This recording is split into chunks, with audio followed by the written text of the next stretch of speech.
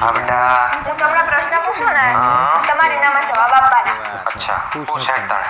તમને મમ્મીને ઇરિટેટ કરવામાં શું મળે? અરે મોટી હું એને ઇરિટેટ નહીં કરતો, એ જાતે થઈ જાય. પણ એક વાત કહું, મને મજા બહુ આવે.